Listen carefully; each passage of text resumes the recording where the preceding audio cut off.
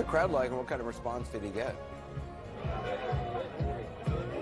Well, certainly a bigger crowd than I think Democrats would like to see, particularly given this is one of the bluest counties in the entire country. Now, one of the things that was interesting to me is that the Trump campaign said that they were going to micro-target to get people from the community to come to this rally.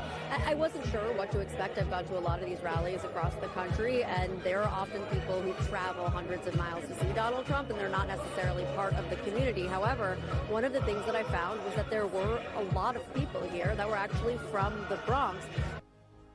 Well, yeah, welcome back, America. I'm Hugh Hewitt. That is Kristen Holmes, a surprise Kristen Holmes, talking to a shocked Anderson Cooper that thousands would turn out in the South Bronx for Donald Trump. Sarah Bedford joins me from the Washington Examiner. Sarah, I'm not shocked. Trump has a big poll in many minority communities. He's got a large number of African Americans moving his way. He's done very well with Latinos. Were you surprised?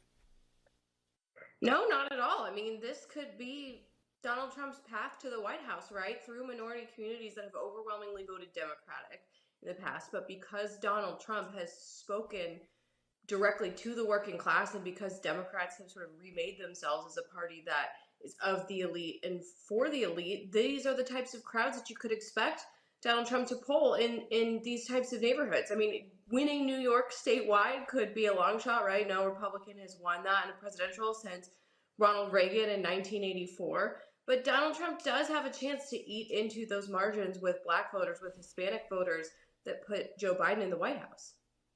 And I don't know that New York is within reach, but 9 points is not double digits, and that certainly means a lot of blue states might be tilting his way. Now, let me ask you, Sarah, in terms of the members of Congress, including the Speaker, who trooped up to make a show of strength and support for the former president during this show trial, I applaud the Speaker for doing it. I applaud Mike Waltz, others who showed up.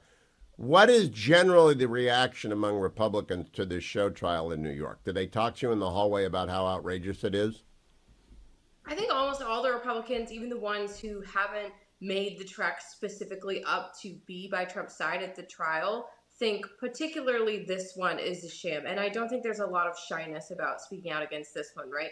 Maybe some national security hawks might be more reluctant to talk about the classified documents case.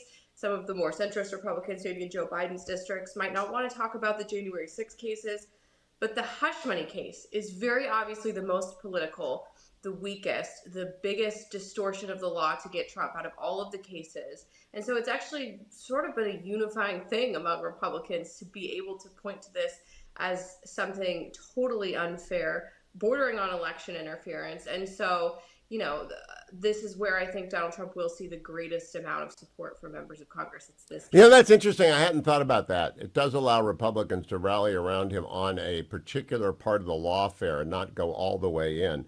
In terms of how Republicans are feeling about the fall, do you think a conviction is baked into these polls? Because I said that to Larry Kudlow last night, and I do believe it. I don't think it matters a lick if he's convicted. If he's acquitted, that would be an earthquake. It's not going to happen. But a hung jury, I think that's priced in too. What do you think?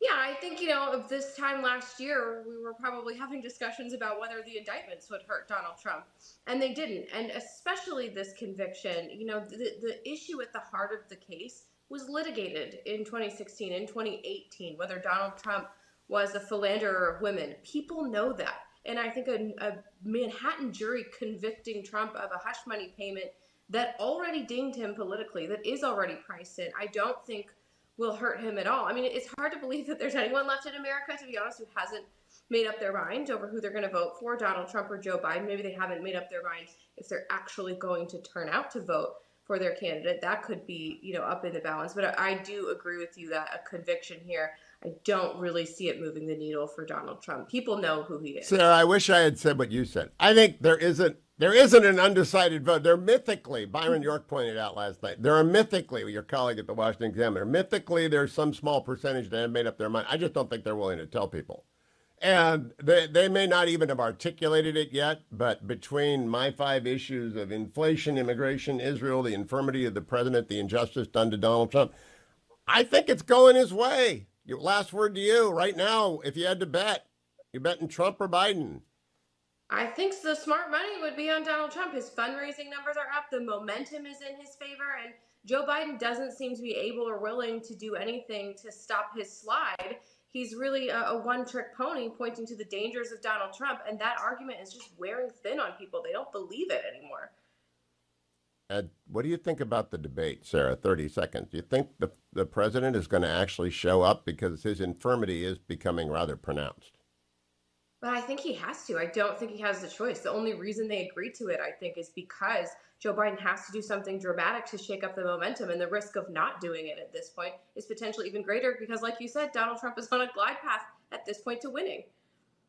Yeah, and he has got Trump's energy is building, Biden's is waning. I think that's the story of 2024. So good to talk to Sarah C. Bedford. Follow her on X at Sarah C. Bedford.